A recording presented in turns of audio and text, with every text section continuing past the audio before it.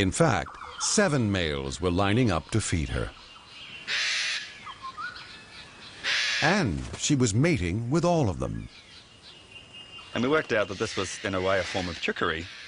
She was trying to give them the idea that they all had a chance of being the dads. And that would give them extra incentive to go off and find the food. But DNA tests on the chick's feathers reveal something astonishing. Of the 24 young she's produced in the last 8 years, 19 are from the same super stud male. To complete the picture, Rob wanted to know how far the males were going on their feeding trips. We captured a whole lot of males and we put transmitters on their tails. We mounted aerials on the wings of the plane and we set out and followed them across country from the sky. Incredibly, the lovesick male gathered food from a home range of about 40 square miles.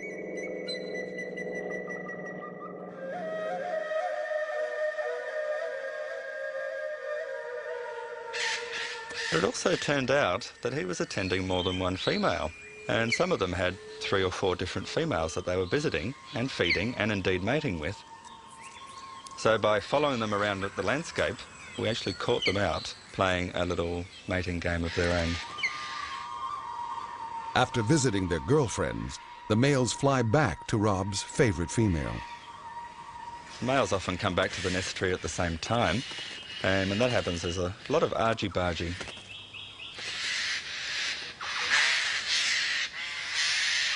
With such different lifestyles, the huge color difference between the sexes makes a lot of sense.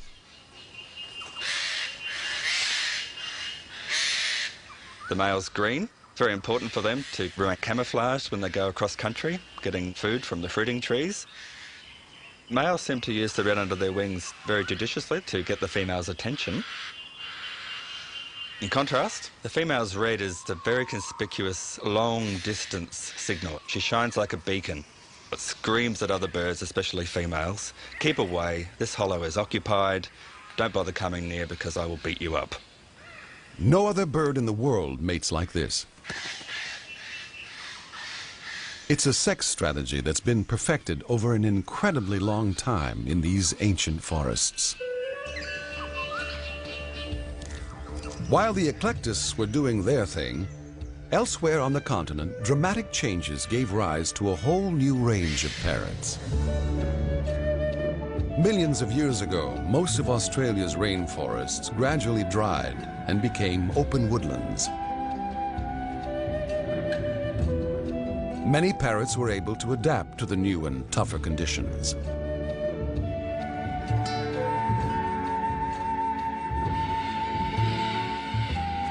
To survive on the desert edge, red-tailed black cockatoos stick to the few tree-lined watercourses. As the sun drops, the birds arrive from all directions. With breeding hollows scarce, most of these cockies are single.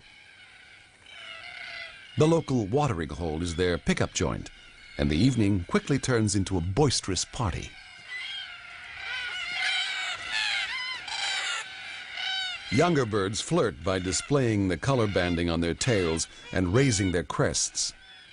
These fancy pop-up crests are what distinguish cockatoos from the other parrots.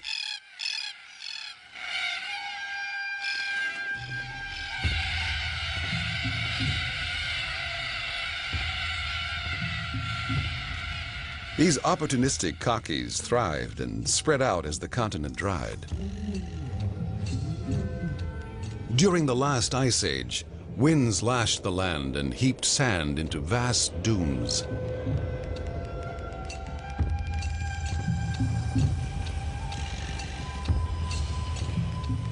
Grasses and shrubs spread across the desert, producing an abundance of seeds.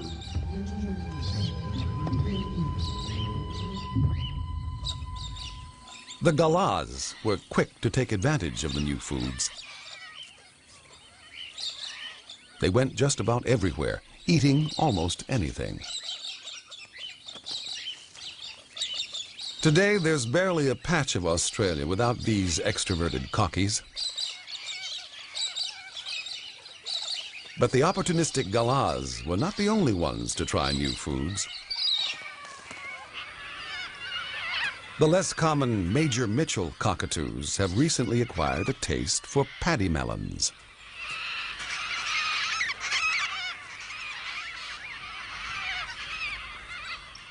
These inquisitive birds have little trouble working out some fancy footwork to break into the fruit. Their new cuisine arrived as part of an exotic smorgasbord. 150 years ago, cattlemen pushed their way to the desert center. And wherever they went, of new opportunities for parrots to exploit.